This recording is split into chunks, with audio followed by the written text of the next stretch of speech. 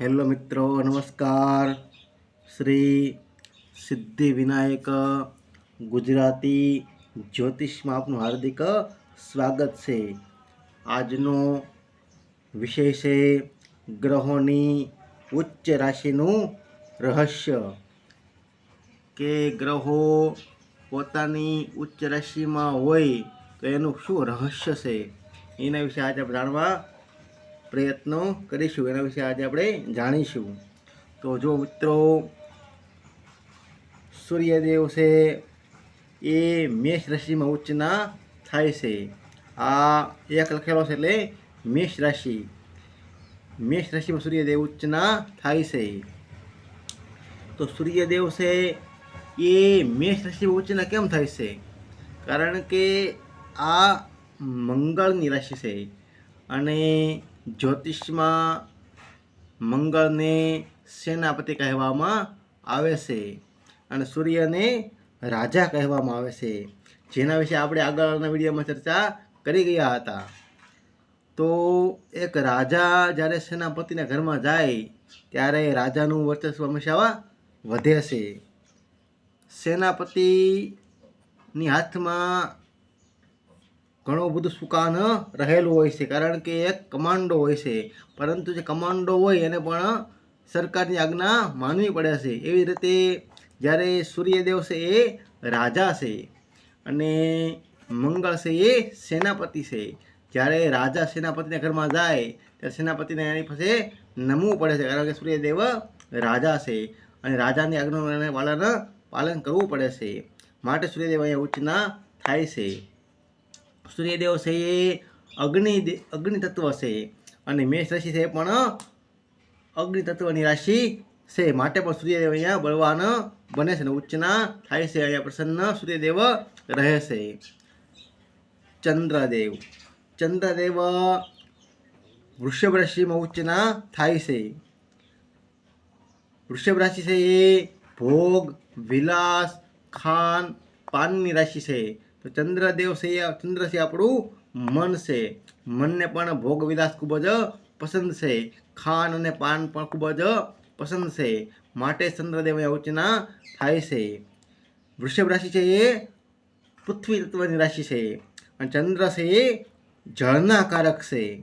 તો પૃથ્વીની અંદર જળ સમાઈ જાય છે, માટે પણ ચંદ્રદેવ અહીંયા ઉચ્ચના થાય છે. મંગળદેવ છે એ મકર રાશિમાં ઉચ્ચના થાય છે.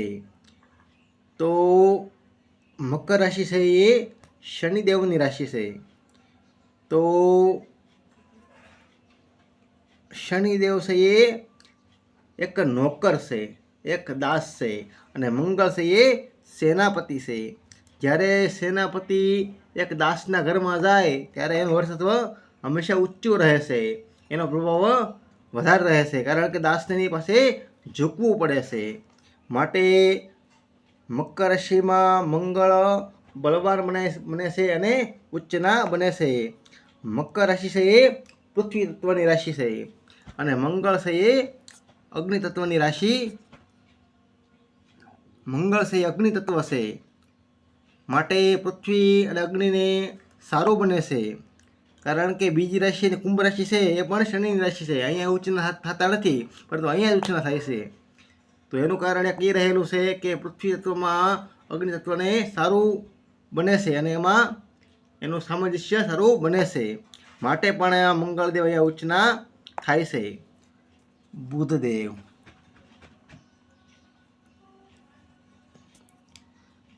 બુધદેવ છે એ કન્યા રાશિમાં પોતાની રાશિ ઉચ્ચના ગણાય છે. આ છઠ્ઠો ભાવ છે, આ છઠ્ઠી રાશિ છે એ ગણતરીની રાશિ છે. તો બુધ છે એ બુદ્ધિનો કારક છે અને ગણતરી હંમેશા બુદ્ધિથી જ થાય છે.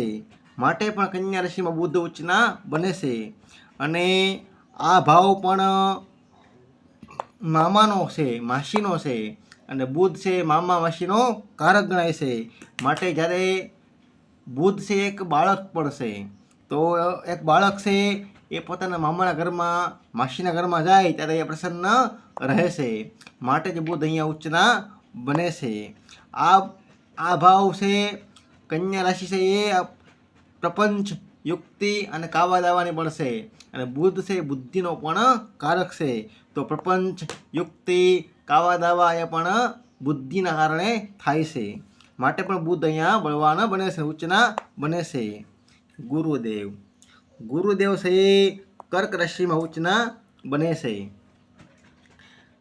ચંદ્ર, આ રાશિ ચંદ્રદેવની રાશિ છે, કર્ક રાશિ છે. તો ગુરુ અને આ ઘર છે એ માતાનું પણ ઘર છે. અને ગુરુ છે જ્ઞાનના કારક છે. જ્યારે ગુરુ પણ પોતાની માતાના ઘરમાં જાય ત્યારે પ્રસન્ન રહે છે. કારણ કે ગુરુ છે એ જ્ઞાન છે. અને જ્ઞાન પણ જ્યારે માતાના ચરણોમાં બેસે કે માતાના ઘરમાં જાય ત્યારે હંમેશા નમ્ર ભાવ એનામાં આવે છે. એ પ્રસન્ન રહે છે. કારણ જ્ઞાનને પણ જ્ઞાન કોણ આપે? તો એક માતા જ આપી શકે. એક જ્ઞાનીને પણ જ્ઞાન જો આપી શકે તો એ માતા હોઈ શકે. માટે પણ ગુરુ અહીંયા બળવાન બને છે અને કર્ક રાશિમાં ઉચ્ચના ગણાય છે. કારણ કે આપણે એક કહેવત છે કે એક સ્વગુરુ બરાબર એક માતા. સૌથી પહેલાં જો કોઈ ગુરુનો દરજ્જો હોય એ પણ માતાનો દરજ્જો રહેલો છે. માટે પણ જ્યારે ગુરુ કર્ક રાશિમાં જાય ત્યારે ઉચ્ચના બને છે. ગુરુ છે જ્ઞાન છે, વિદ્યા છે. અને વિદ્યા પણ માતાના ચરણોમાં, જ્ઞાન પણ જ્યારે માતાના ચરણોમાં બેસે ત્યારે એની શોભા વધે છે. એ પણ એનું કારણ રહેલું છે. અને કર્ક રાશિ છે એ પણ જળ તત્વની રાશિ છે. અને ગુરુ છે આકાશ તત્વ છે. માટે પણ એનો સંબંધ સારો બનાય છે. કારણ કે આકાશને જળને સારું બને છે. શુક્રદેવ, શુક્રદેવ છે મીન રાશિમાં ઉચ્ચના બને છે. આ ઘર છે એ ગુરુનું ઘર છે. અને શુક્ર છે એ ભોગ વિલાસનો ગ્રહ છે. શયનનો કારક છે. સ્ત્રીના સુખનો પણ કારક શુક્ર છે. અને 12મો ભાવ પણ શયન સુખનો ગણાય છે. અને મીન રાશિ પણ છે એ પણ જળ તત્વની રાશિ છે. શુક્ર પણ જળ તત્વ છે. માટે પણ શુક્ર અહીંયા ઉચ્ચના થાય છે. અને આ રાશિ ગુરુની રાશિ છે. તો ગુરુ છે જ્ઞાન વિદ્યાનો કારક છે. તો જ્યારે એક ભોગી ગ્રહ છે એ પણ જ્યારે જ્ઞાનના ઘરમાં જાય ત્યારે બળવાન બને છે. ભોગ પણ જ્યારે જ્ઞાનના ચરણોમાં બેસે ત્યારે શોભા વધે છે. માટે પણ શુક્ર અહીંયા બળવાન બને છે. શુક્ર અહીંયા મીન રાશિમાં ઉચ્ચના ગણાય છે. શનિદેવ, શનિદેવ છે એ તુલા રાશિમાં ઉચ્ચના ગણાય છે. આ ભાવ અને આ રાશિ છે એ એક સ્ત્રીની છે. અને શનિ છે એ નોકર છે, એક દાસ છે. જ્યારે નોકર બીજાના ઘરમાં કામ કરતા હોય ત્યારે એના માલિકનું કહેવું કરવું પડતું હોય છે. પરંતુ જ્યારે એક નોકર અને એક દાસ પણ જ્યારે પોતાની સ્ત્રી પાસે જાય ત્યારે એ બળવાન બને છે. માટે પણ શનિદેવ અહીંયા ઉચ્ચના બને છે. શનિ છે એ વાયુ તત્વ છે અને તુલા રાશિ પણ વાયુ તત્વ છે.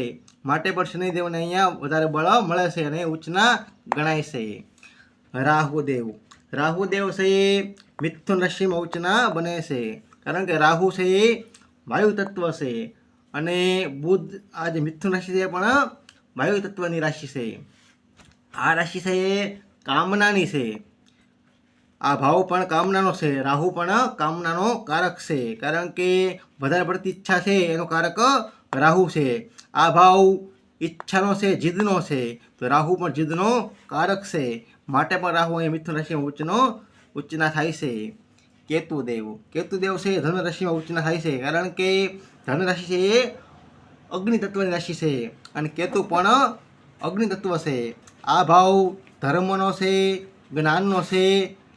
અને મોક્ષનો જ્ઞાન પણ અહીંથી મળે છે. જ્યાં સુધી જ્ઞાન ન આવે ત્યાં સુધી મોક્ષ પણ મળતો નથી. કેતુ મોક્ષનો કારક છે. અને અગ્નિ તત્વ જ્યાં સુધી અગ્નિરૂપી જ્ઞાન જીવનમાં ન આવે ત્યાં સુધી મોક્ષ મળવો સંભવ નથી. કેતુ છે ધર્મનો કારક છે, જ્ઞાનનો કારક છે અને મોક્ષનો પણ કારક છે. માટે પણ કેતુ ધન રાશિમાં ઉચ્ચના થાય છે.